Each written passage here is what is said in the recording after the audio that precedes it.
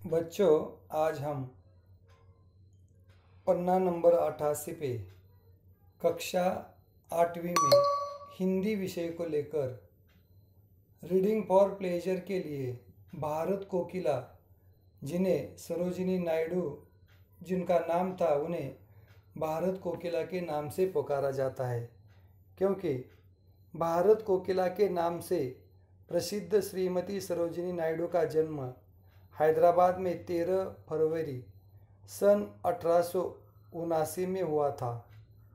भारत कोकिला के नाम से प्रसिद्ध जो सरोजिनी नायडू थी, उनका जन्म गांव हैदराबाद में 13 फरवरी सन 1879 में हुआ था। इनके पिताजी अघोरनाथ चट्टोपाध्याय वैज्ञानिक, दार्शनिक और शिक्षा विद्वान थे।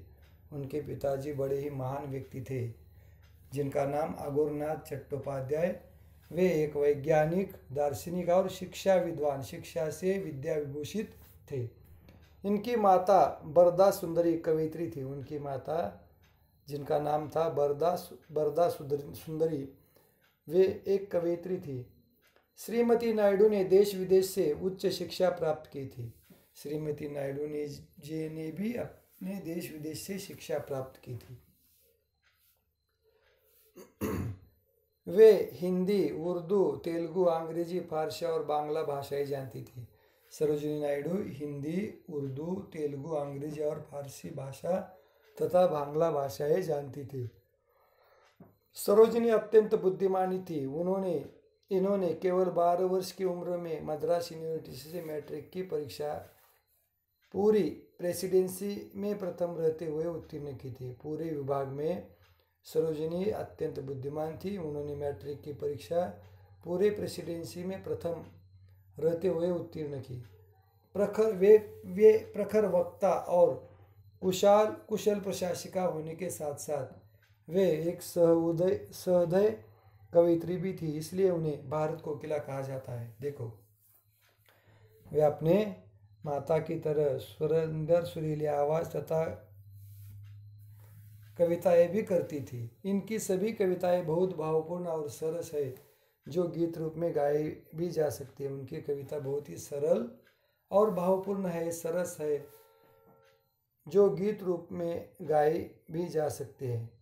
सरोजिनी बचपन में ही कविताएं लिखने लगी थी।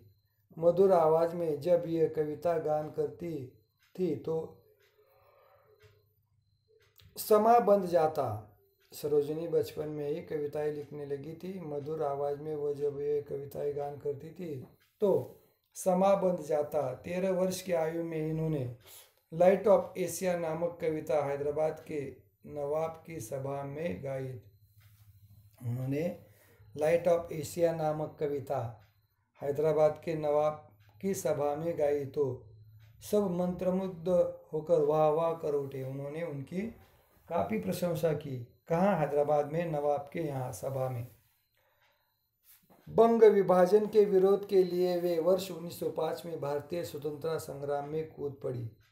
बंग यानी बांग्लादेश का विभाजन के विरोध के लिए वे वर्ष 1905 में भारतीय स्वतंत्रता संग्राम में कूद पड़ी और अनेक महान विभूतियों, गोपाल कृष्ण गोखले, देखो महान विभूतियाँ कौन थे वे? गोपाल कृष्ण गोखले, रविंद्रनाथ टैगोर, मोहम्मद अली जिन्ना, महात्मा गांधी, जवाहरलाल नेहरू आदि के संपर्क में आई।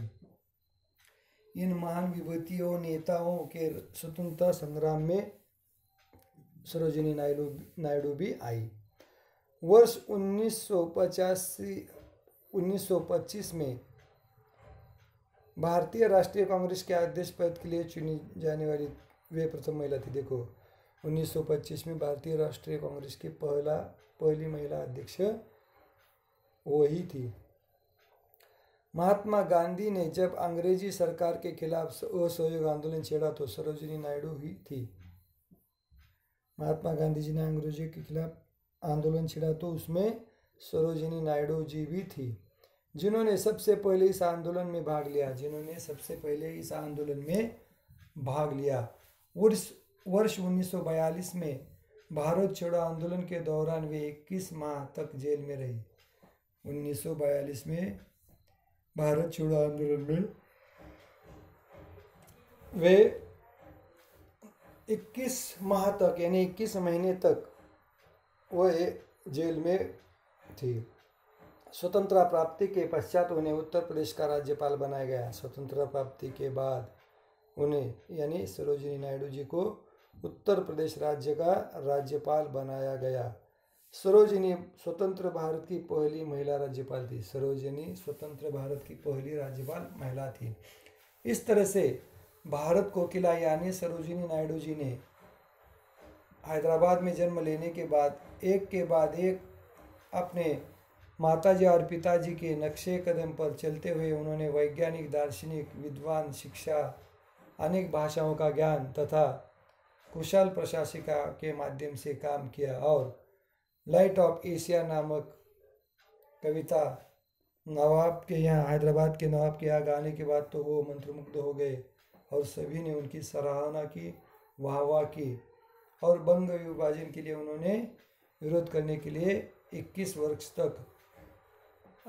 महीने तक कारावास भी उन्हें हुआ और अनेक महानुभूतियों के साथ उन्होंने काम किया। गोपाल कृष्ण गोखले, रविन्द्रनाथ टैगोर, मोहम्मद अली जिन्ना, महात्मा गांधी, जवाहरलाल नेहरू आदि के संपर्क में आकर उन्होंने भारत को आज़ाद करने के लिए आंदोलन छेड़ा।